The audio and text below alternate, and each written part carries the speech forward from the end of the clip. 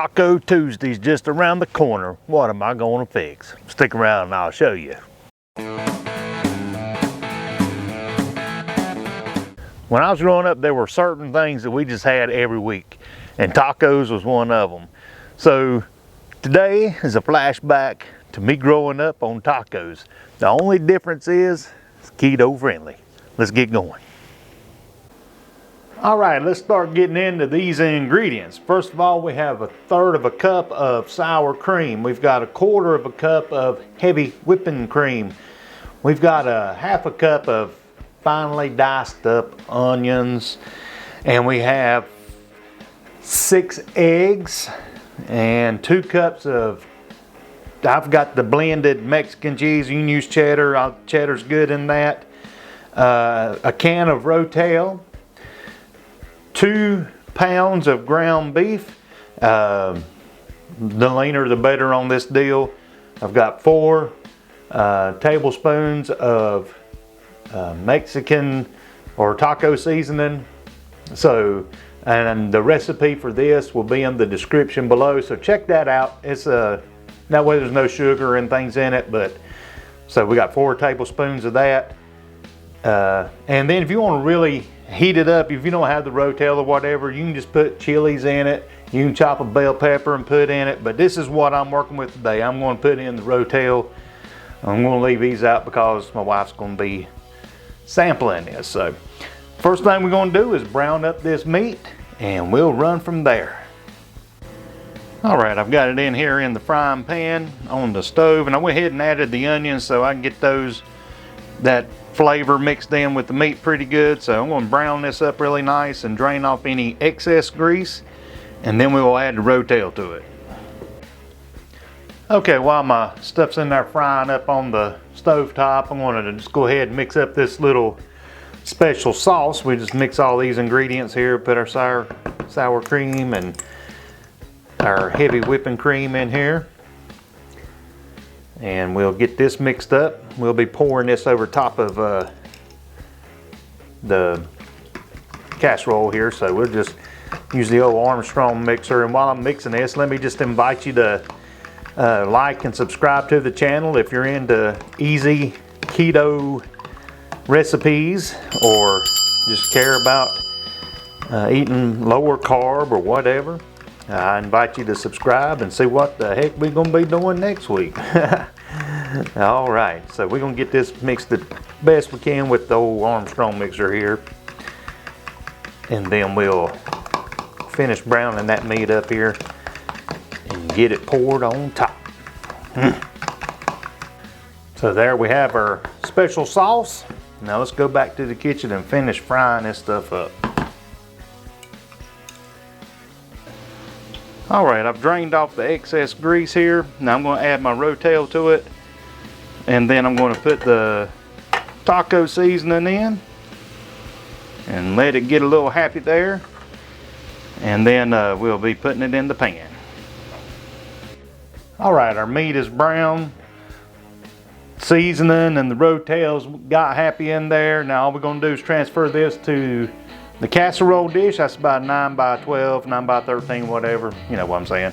We're going to transfer it in there, and I like doing mine in layers. So I'm going to put a little ground beef in there, then I'm going to put some cheese, and then I'm going to put some more ground beef, and then I'm going to top it with some more cheese. That's how I'm going to roll. So you can do it however you want to. A lot of people just put the cheese on top, and that's okay too. So I'm going for the lasagna approach. Mexican lasagna. And you're not going crazy. I do have a little bit of pulled pork in here I had left over from whenever I smoked some meat this past weekend, so I just thought I'd incorporate that too, give it a little bit of a smoky flavor. That's totally my creation. You can do yours with you, but that's the cool thing. Now that I think about it, you can not use ground beef. You can use pork. You can use chicken. You can use anything for your tacos. So be creative and make it your own. I mean, that's the best thing about it. This is not written in stone by any means.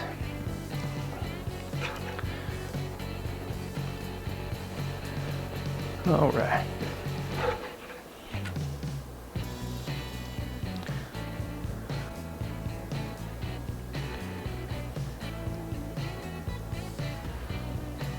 All right, I've got me a base layer there, so I'm gonna sprinkle some cheese on it. And then I'll put the second one in there. So here we go with the good old delicious cheese. That's about half of it there. Then I'll finish putting this in and get it in the oven. I've got the oven preheating at 350 degrees. And we're gonna be putting it in there for about 30 minutes. So, or until your cheese is good and brown on top how you like it. So.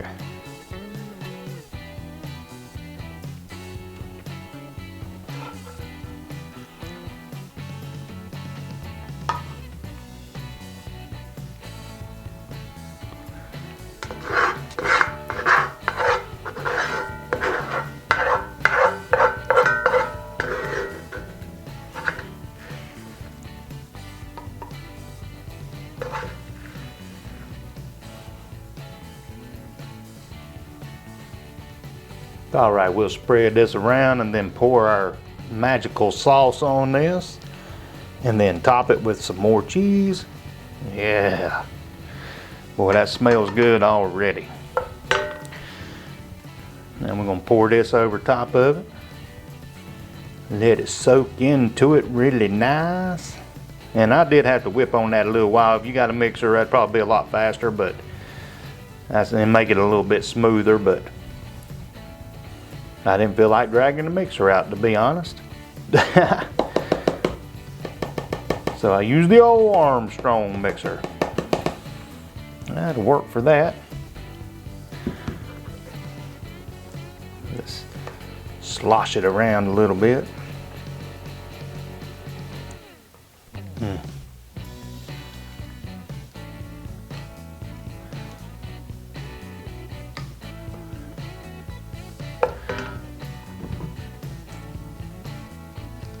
Oh yeah. And then we're gonna top it with the rest of the cheese.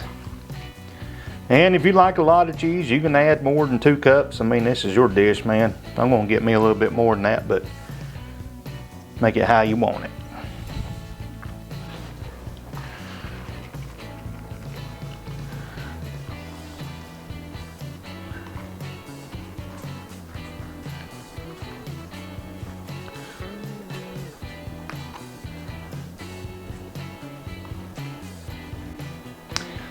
So there we have it.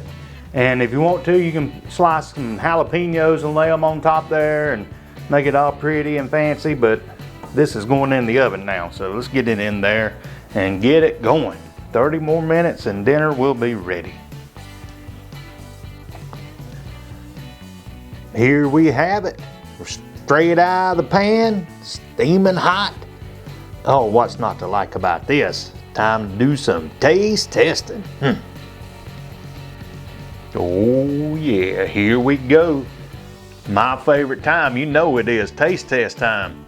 Time to dig in and see what the verdict is on a taco casserole.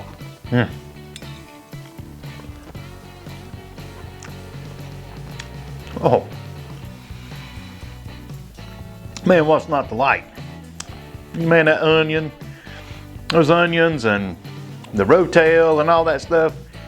Oh, that's just over the top. And the best thing about it is, man, you can feed your whole family and still have some to put in a bowl and take to work tomorrow. And usually it tastes better the next day anyway, if it's like most casseroles. But hey, give it a try. Don't be afraid to customize it to your liking.